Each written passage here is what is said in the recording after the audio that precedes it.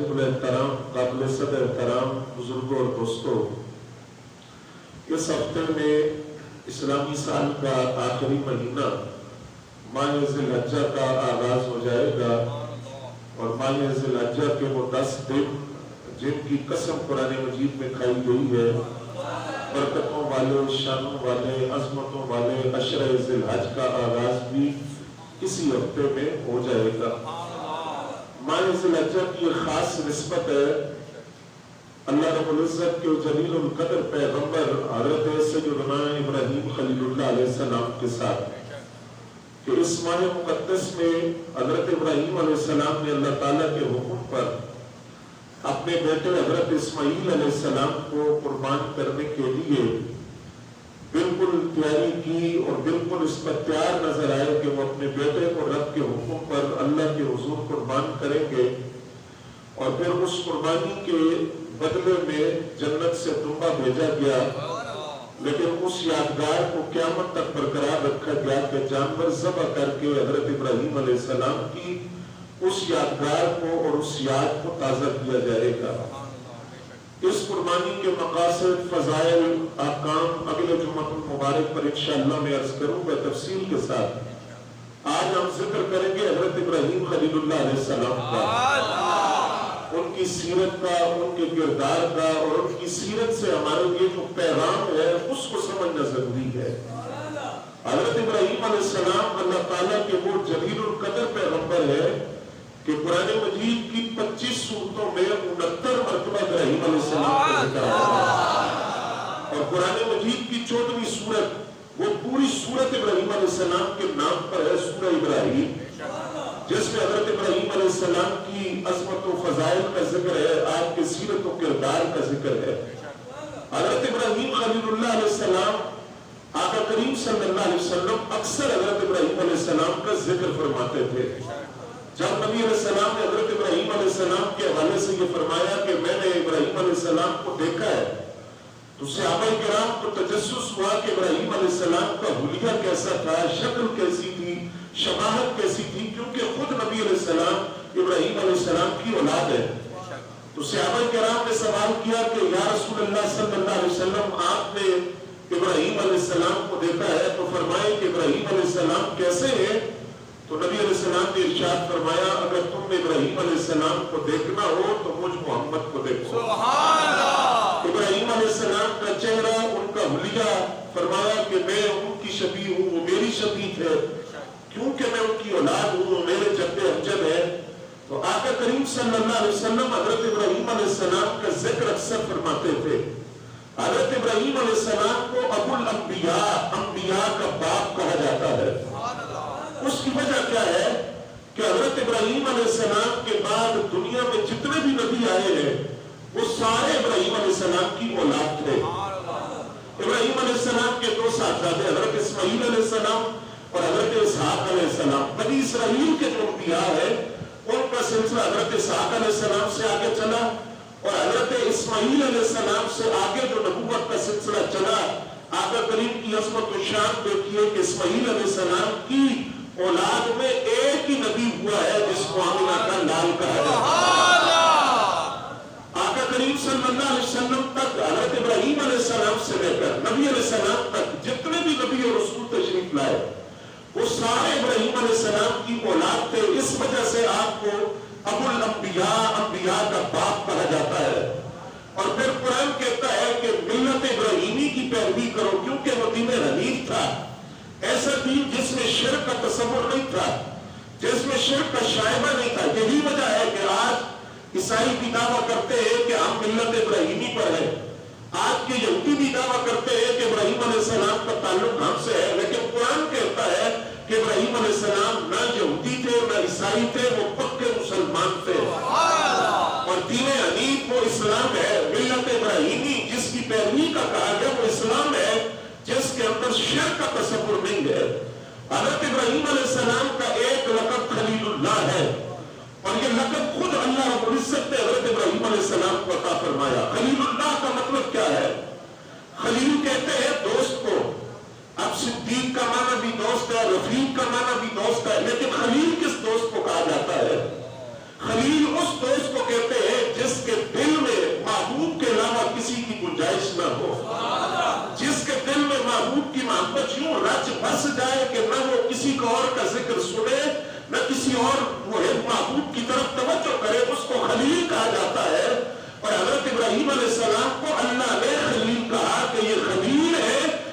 اس طرح محبت کرتے ہیں کہ میری ذات کے علاوہ کسی طرف کی توجہ نہیں کرتے. پھر حضرت ابراہیم علیہ السلام کا ایک لقب ہے ابو الطیفان. سن رہے ہیں آپ؟ اور ابو الطیفان کا معنی ہے مہمان نوازی کرنے والا.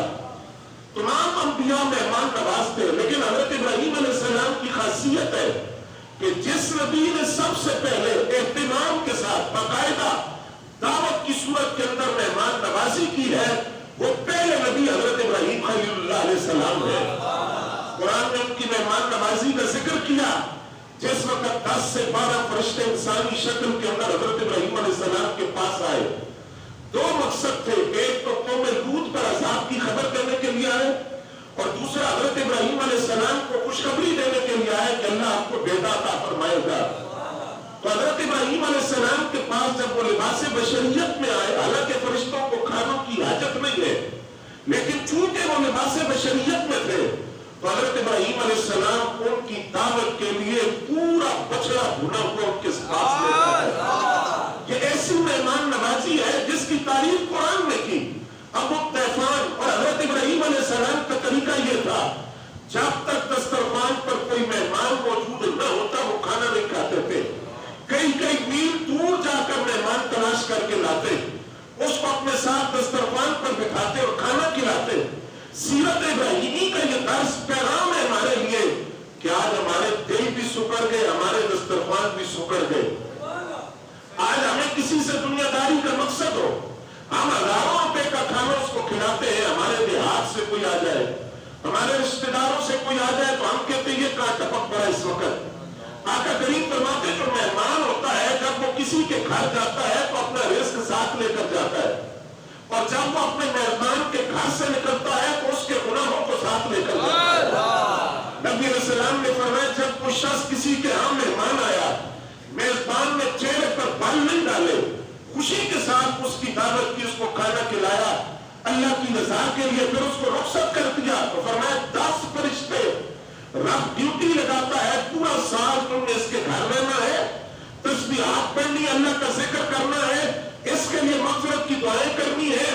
سال بعد جب تم نے میزبان کے گھر سے نکلنا ہے تو جو ذکر اذکار تم نے کرنا ہے وہ میزبان کے نامہ اعمال میں شامل کر کے وہاں سے نکلنا ہے. تو حضرت ابراہیم علیہ السلام کا یہ طریقہ تھا کہ آپ مہمان نواز تھے، آپ کے پاس جو آتا وہ کبھی خالی نہیں گیا. پھر قرآن کہتا ہے حضرت ابراہیم علیہ السلام نے جس ماحول میں آنکھ کھولی وہ ماحول کیسا تھا؟ شرک کا ماحول تھا، بت پرستی کا ماحول تھا، چاند کی پوجا ہوتی تھی، ستاروں کو پوجا جاتا تھا، سورج کی پرستش اور عبادت ہوتی تھی. حضرت ابراہیم علیہ السلام نے جس قوم کے اندر آنکھ کھولی اس قوم کو آپ نے دیکھا کوئی سورج کو پوج رہا ہے، کوئی چاند کی عبادت کر رہے، کوئی ستاروں کی پوجا کر رہے. حضرت ابراہیم علیہ السلام جس دور میں آئے یہ اس شخص کا دور تھا جس نے پوری دنیا پر حکومت کی، جس کو نمرود کہا جاتا ہے، اور وہ دعویٰ کرتا تھا کہ میں خدا ہوں، لوگوں سے زبردستی عبادت کرواتا تھا اور پوری دنیا پر اس کی حکومت قائم تھی. اس وقت حضرت ابراہیم خلیل اللہ علیہ السلام نے توحید کا علم اٹھایا اور اللہ کا پیغام لوگوں تک پہنچایا اور توحید خداوندی کا پیغام دیا.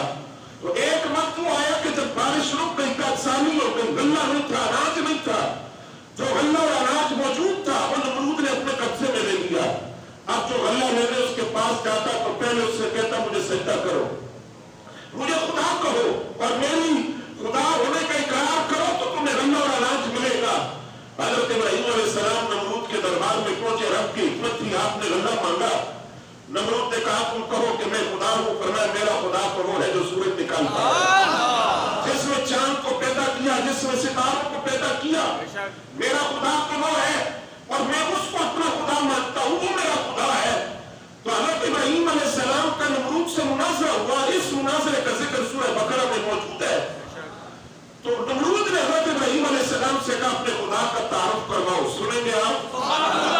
حضرت ابراہیم علیہ السلام نے فرمایا میرا رب وہ ہے الذی یحیی و یمیت، جو مارتا بھی ہے اور زندہ بھی کرتا ہے. اس نے کہا یہ کیسا مارنا اور زندہ ہے، یہ طاقت تو میرے پاس بھی ہے. حضرت ابراہیم علیہ السلام نے فرمایا نمرود تیری اپنی زندگی اور تیری اپنی موت اللہ کے ہونے کی دلیل ہے کہ تو اپنی مرضی سے نہ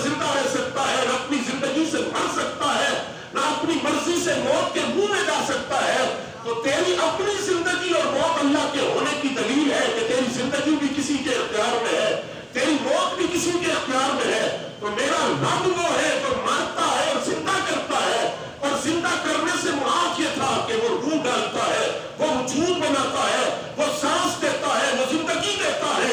یہ بات سن کر نمرود نے دو آدمیوں کو بلایا، ایک کو قتل کروا کر کہا دیکھو میں نے اس کو موت دی ہے، میں خدا ہوں، اور دوسرے کو واپس زندہ چھوڑ کر کہا میں نے اس کو زندگی دے دی۔ یہ ایسی بڑی دلیل تھی کہ خود نمرود کے دربار میں بیٹھے ہوئے وزیر اور مشیر بھی جانتے تھے کہ نمرود نے جو جواب دیا ہے یہ جواب نہیں ہے، زندگی اور موت سے وہ مراد نہیں جو اس نے مراد لیا۔ لیکن حضرت ابراہیم علیہ السلام نے پھر دوسرا دلیل اللہ کے ہونے پر دی، آپ نے فرمایا میرا خدا وہ ہے جو مشرق سے سورج کو نکالتا ہے، اے ابراہیم تو خدا ہے تو مغرب سے نکال کر دکھا، اگر تو خدا ہے تو مغرب سے سورج نکال کر دکھا۔ قرآن کہتا ہے کہ نمرود مبہوت ہو گیا، اس کے حواس باختہ ہو گئے، بالکل خاموش ہو گیا، سکون طاری ہو گیا، جواب نہ دے سکا۔ حضرت ابراہیم علیہ السلام سے کہنے لگا جاؤ میں تمہیں غلہ نہیں دیتا، فرمایا مجھے ضرورت بھی نہیں ہے۔ آپ نمرود کے دربار سے نکلے، تھیلا آپ کے ہاتھ میں تھا، راستے میں مٹی کے ڈھیر سے مٹی تھیلے کے اندر بھر کر گھر لائے۔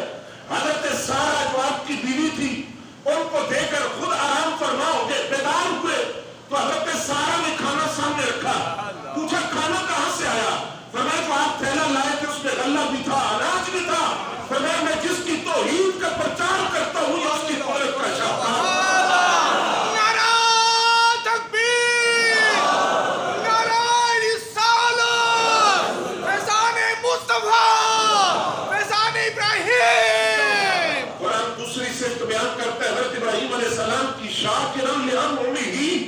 حضرت ابراہیم علیہ السلام اپنے رب کا بڑا شکر ادا کرتے تھے، اللہ کی نعمتوں کا شکر ادا کرتے تھے۔ ابراہیم علیہ السلام کی زندگی کو دیکھیے، بات کہاں سے شروع ہوتی ہے؟ پیدائش غار میں ہوتی ہے، آزمائش تو وہیں سے ہے۔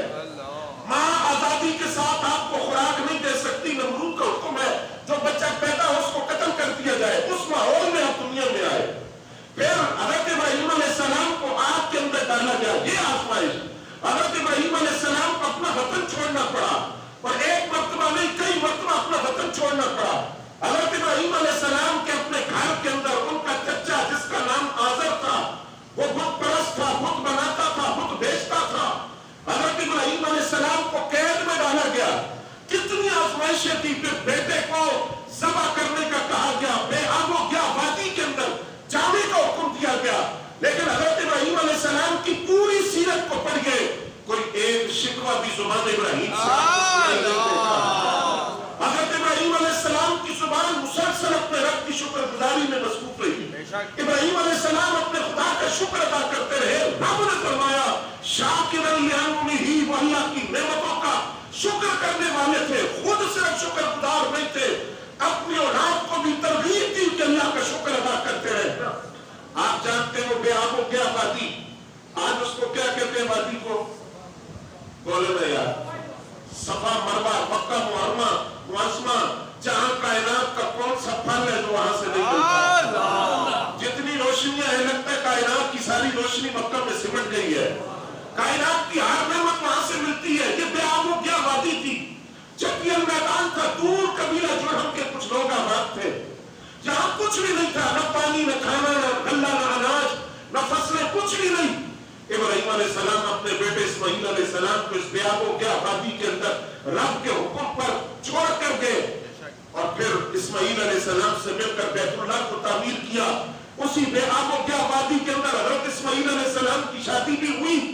حضرت ابراہیم بیٹے سے ملنے کے لیے آئے، حضرت اسماعیل علیہ السلام گھر پر موجود نہیں تھے۔ یہ سیرت ابراہیمی کا درس سنیے اور دیکھیے حضرت ابراہیم علیہ السلام کا پیغام کیا تھا۔ آپ نے دروازے پر دستک دی، خاتون نے دروازہ کھولا، فرمایا اسماعیل گھر پر ہے؟ تو وہ خاتون چونکہ جانتی نہیں تھی کہ پوچھنے والے کون ہے، اس نے کہا اسماعیل نہیں ہے۔ کہا بتاؤ کیسی گزر رہی ہے؟ اس نے کہا گزر اوقات بڑی مشکل سے ہو رہا ہے، بڑی تنگی ہے، بڑی پریشانی ہے۔ فرمایا اسماعیل آئے تو ان سے کہنا کہ گھر کی چوکھٹ بدل دو۔ حضرت اسماعیل علیہ السلام آئے اور خوشبو محسوس کی، خوشبو نبوت، خوشبو پیغمبری، اپنے باپ کی خوشبو کو محسوس کیا، تو اپنی بیوی سے پوچھا کوئی آیا تھا؟ کہاں آیا تھا اور پیغام دیا ہے کہ اسماعیل سے کہنا گھر کی چوکھٹ بدل دو. تو حضرت اسماعیل علیہ السلام سمجھ گئے کہ طلاق دینے کا حکم دیا گیا ہے. ناشکری کی وجہ سے طلاق دے دی, دوسری خاتون سے نکاح کیا. تو حضرت ابراہیم پھر ملنے کے لیے آئے. اسماعیل علیہ السلام گھر پر موجود نہیں تھے. دروازے پر دستک دی تو حضرت اسماعیل نے دروازہ کھولا. حضرت اسماعیل کی اہلیہ نے دروازہ کھولا, پوچھا بیٹی اسماعیل, کہا وہ گھر پر نہیں ہے. فرمایا کہ بتاؤ کیسے حالات گزر رہے. کہا رب کی نعمتیں ہیں, وسعتیں ہیں, برکتیں ہیں, خیر ہی خیر ہے. کہا اسماعیل سے کہنا گھر کی چوکھٹ نہ بدلے. حضرت اسماعیل علیہ السلام سمجھ گئے کہ طلاق نہ دینے کا حکم دیا گیا. سیرت ابراہیمی کا یہ درس ہے آج کی ہماری ماں بہن بیٹی کے لیے, جس کو غیر ملکی کلچر نے نہ شکر بنا دیا, جس نے گاؤں کے اندر شاہانہ کوٹھیاں دیکھ کر, زیورات میں لدی ہوئی عورتیں دیکھ کر شکوہ شروع کر دیا, نہ شکری شروع کر دی. اسلام کہہ رہا ہے اگر گھر بسانا ہے تو شکر کی کیفیت پیدا کرو, ورنہ آج ہر دوسرے گھر کے اندر طلاق کی داستان ہے, ہر دوسرا گھر اجڑا ہوا ہے, ہر دوسری بیٹی ناراض ہو کر ماں باپ کے گھر میں بیٹی ہے. اس کی بنیادی وجہ یہ ناشکری ہے. تو سیرت ابراہیمی کا درس ہے, اس بیٹی کا گھر بستا ہے تو ہر حال میں اپنے رب کا شکر ادا کرتا ہے.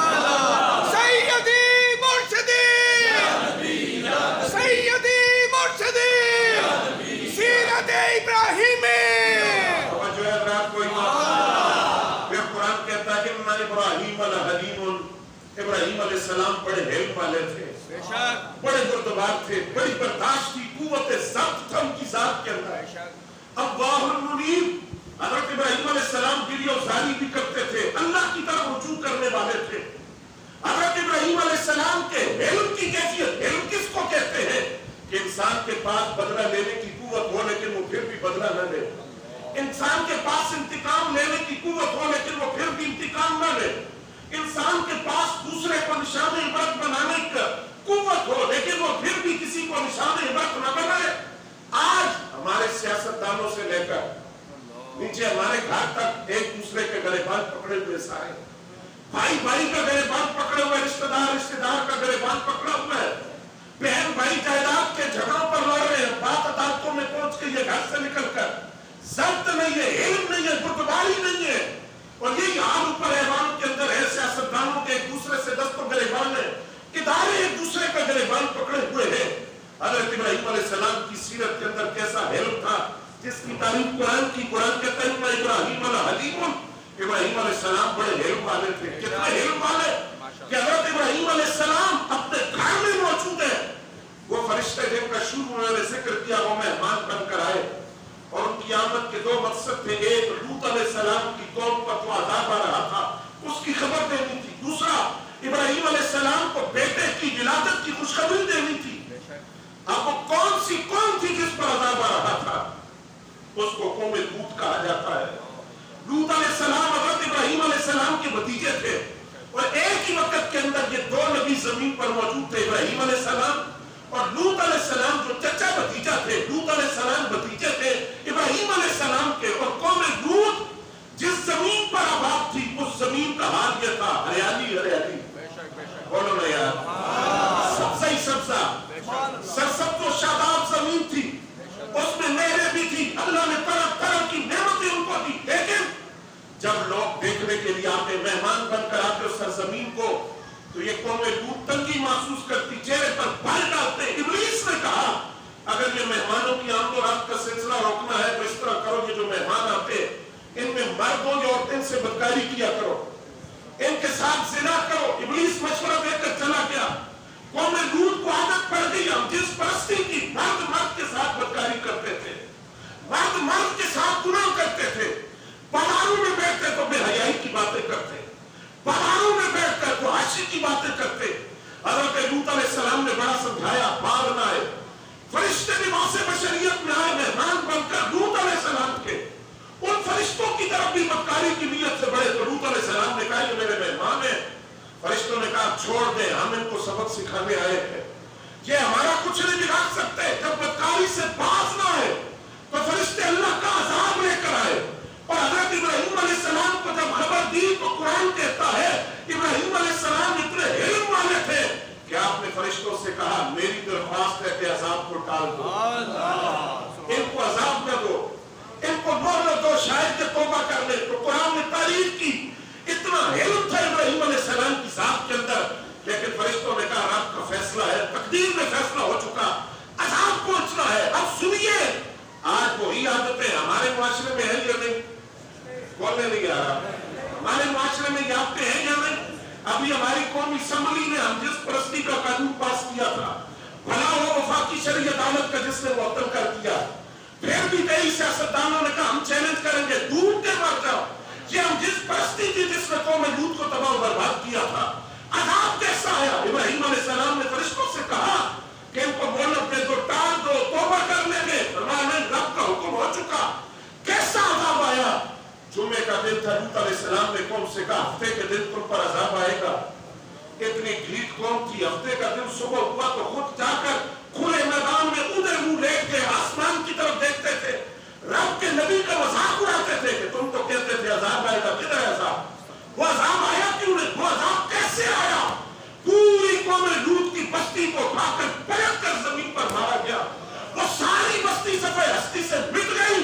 اس کے بعد پتھروں کی بارش کر کے کہا گیا جو رب کا نافرمان ہوتا ہے رب اسے اس طرح عبرت کا نشان بنا دیتا ہے۔ مسلمانوں شکر ہے اس رب کائنات کا، آج یہ گناہ ہماری ساتھ میں موجود ہے، ہم بچے ہوئے ہیں تو آمنہ کے لال سرکار کی آمد، یاسین کی آمد، آمنہ کی لال کی آمد، اور ماہر سنت۔ توجہ ہے برا؟ پھر قرآن کہتا ہے جس وقت حضرت ابراہیم علیہ السلام نے اپنے رب سے سوال کیا، سوال کیا تھا؟ سوال بڑا سونا ہے، سنیں گے؟ اور اس کی 3 وجہ تھی۔ سوال یہ تھا یا اللہ تو مردوں کو زندہ کیسے کرتا ہے، میں دیکھنا چاہتا ہوں۔ رب نے فرمایا ابراہیم تجھے یقین نہیں ہے؟ عرض کیا نہیں، میں نفس مطمئنہ حاصل کرنا چاہتا ہوں، عین الیقین، سن کر تو یقین ہے، میں آنکھ سے دیکھ کر بھی یقین کی کیفیت پیدا کرنا چاہتا ہوں۔ تو مردوں کو کیسے زندہ کرتا ہے؟ اب اس سوال کی 3 وجوہات تھی۔ پہلی، کیونکہ حضرت ابراہیم علیہ السلام نے نمرود سے کہا تھا کہ میرا رب وہ ہے جو مارتا ہے اور زندہ کرتا ہے، تو آپ لوگوں کو دکھانا چاہتے تھے کہ رب کیسے زندہ کرتا ہے۔ دوسرا، حضرت ابراہیم علیہ السلام سمندر کے کنارے کھڑے ہیں، وہاں ایک لاش پڑی ہے، پانی کے ساتھ مچھلیاں آئی، اس انسانی جسم کو کھایا، پانی اترا تو وہاں درندے آئے، انسانی جسم کو کھایا، درندے گئے تو پرندوں نے کھایا۔ اسماعیل علیہ حضرت ابراہیم علیہ السلام سوچنے لگے کہ جانوروں کے پوٹوں میں یہ گوشت چلا گیا، اب کل یہ دوبارہ کیسے زندہ ہوں گے؟ رب کس شان سے دوبارہ ان کے اجزاء کو جمع کر کے زندہ کرے گا؟ تو حضرت ابراہیم علیہ السلام نے سوال کیا یا اللہ تو کیسے زندہ کرتا ہے؟ اور اس لیے آپ نے پوچھا، اور تیسری اس کی حکمت تھی کہ آپ وہ رب کی بارگاہ کے اندر یہ سوال اس لیے بھی آپ نے کیا کہ عین الیقین، ایک زبان سے سن کر یقین کرنا، ایک ہے دیکھ کر یقین کرنا، تو عین الیقین حاصل ہو۔ جس وقت فرشتے نے کہا اللہ فرماتا آپ میرے خلیل ہیں، آپ نے فرمایا میرے خلیل ہونے کی دلیل کیا ہے؟ سن رہے آپ؟ خلیل ہونا اور ہے، حبیب ہونا اور ہے۔ تو فرمایا آپ خلیل ہیں، فرمایا دلیل کیا؟ فرمایا دلیل کیا؟ رب فرماتا آپ جو سوال کریں گے میں پورا کروں گا۔ آپ اگر مردوں کو زندہ کرنے کا مطالبہ کریں گے تو رب مردہ زندہ کر کے دکھائے گا۔ تو آپ نے اس لیے سوال کیا کہ اللہ مجھے دکھا کہ مردوں کو کیسے زندہ کرتا ہے۔ رب نے فرمایا ابراہیم 4 پرندے لے لے۔ آپ نے 4 پرندے لیے، ایک مور تھا، دوسرا مرغ تھا، تیسرا گیدڑ تھا اور چوتھا کبوتر تھا۔ فرمایا ابراہیم ان کو اپنے ساتھ مانوس کرے، آپ کو پہچاننا شروع ہو جائے۔ جب مانوس ہو گئے فرمایا اب ان کو ذبح کرے، ذبح کر دیا، سر اپنے پاس رکھ لے، اپنے پاس رکھ لیے۔ فرمایا ان کے گوشت کو بالکل ٹکڑے ٹکڑے قیمہ بنا دیا۔ اب ان 4 پرندوں کا گوشت آپس میں مکس کر دے، وہ بھی ہو گیا۔ فرمایا 4 مختلف پہاڑوں پر رکھ دیا۔ فرمایا اب ان سے کہیں کہ آپ کی طرف آئے۔ تو جب حکم دیا پرندوں کو وہ گوشت کا قیمہ ملا کر 4 پہاڑوں پر رکھا گیا اور کہا کہ اللہ کے حکم سے اٹھ کر آؤ، تو وہ گوشت نظام میں بلند ہوا۔ ہر پرندے کا گوشت آپس میں ملا، وہ اٹھتا ہوا ابراہیم علیہ السلام کے پاس پرندہ آیا۔ تو پھر آپ نے کہا اے میرے مالک مجھے نفس مطمئنہ ہو گیا کہ تم مار کر زندہ کر دے۔ بول بول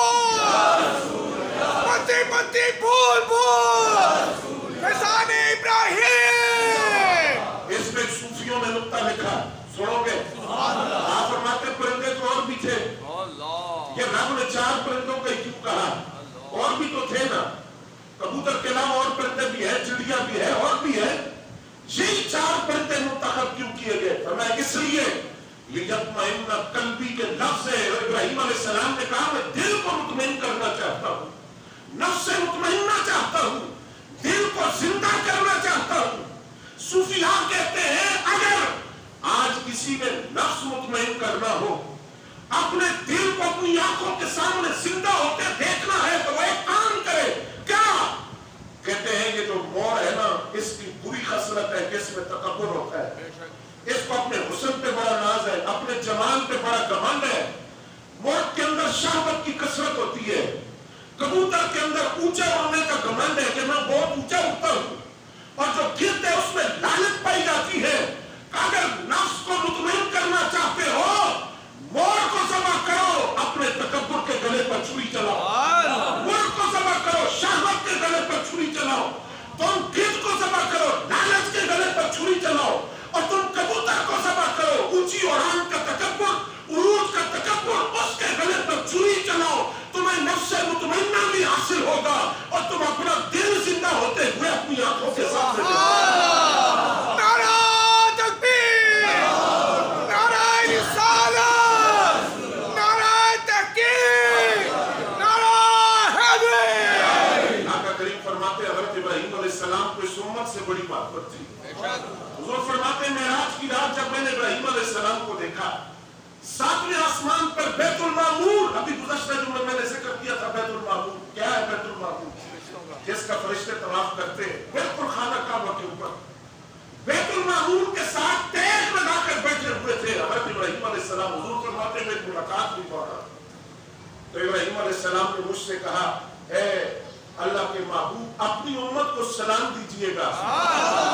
بولو سنیو، اس امت کو ابراہیم علیہ السلام کے سلام آئے، اور موسیٰ علیہ السلام کا منع کرے کہ کاش میں اس امت میں شامل ہو جاؤں، اور آپ کے حبیب کی امت ہے۔ عیسیٰ علیہ السلام جس امت کی فضیلتوں کو بیان کرے، نسبت رسول نے کیسے کیسے ہزار گناہگاروں اور غلاموں کو بخشے، تو آقا کریم فرماتے ابراہیم علیہ السلام نے مجھ سے فرمایا کہ اپنی امت کو سلام کہنا۔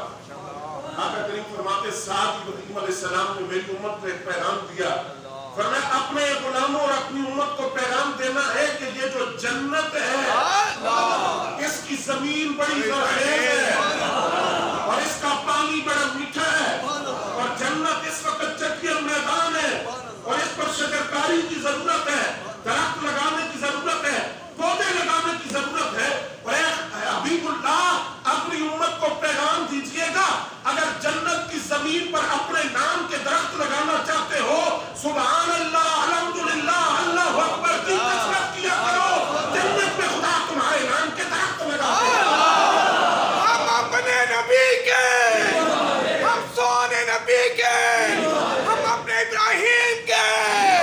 اقبال کہتا ہے آج بھی ہو اگر ابراہیم سا امام پیدا، بولو سنیو، آج بھی ہو اگر ابراہیم سا امام پیدا، آج کر سکتی ہے امداد گلستان پیدا۔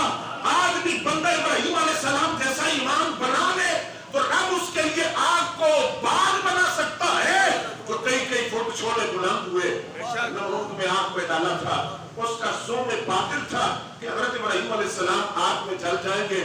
ولی نہیں جلتا تو نبی، ولی نہیں جلتا تو نبی کا مقام۔ حضرت ابراہیم علیہ السلام اس آگ میں بیٹھے ہوئے ہیں، فرشتے کو لباس بشریت میں بھیجا گیا، میرے ابراہیم وحشت اور تنہائی محسوس نہ کرے، آپس میں کلام کرتے رہو۔ ہوا کا فرشتہ آیا، اگر اجازت ہو تو ہوا چلا کر آگ بجھا دے، فرمایا نہ۔ پھر پانی کا فرشتہ آیا، اجازت ہو تو پانی برسا دے، ہوا کی آگ بجھ جائے، فرمایا نہ۔ جس حال میں رب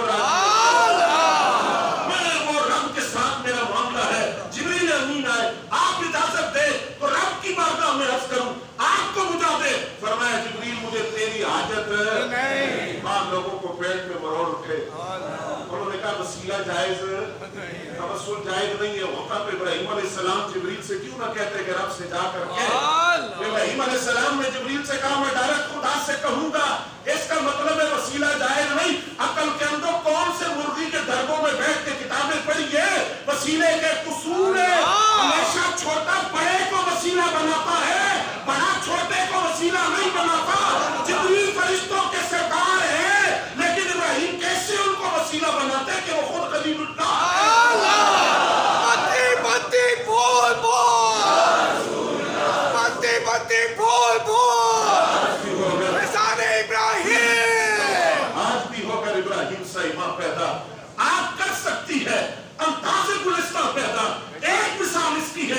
اسود انسی نے یمن میں آگ جلائی تھی جو نبوت کا دعوے دار تھا، اور حضرت ابو مسلم خولانی کو آگ میں ڈالا تھا. آپ نے فرمایا یا اللہ میرے ساتھ وہی کر جو تو نے اپنے دین کے ساتھ کیا تھا.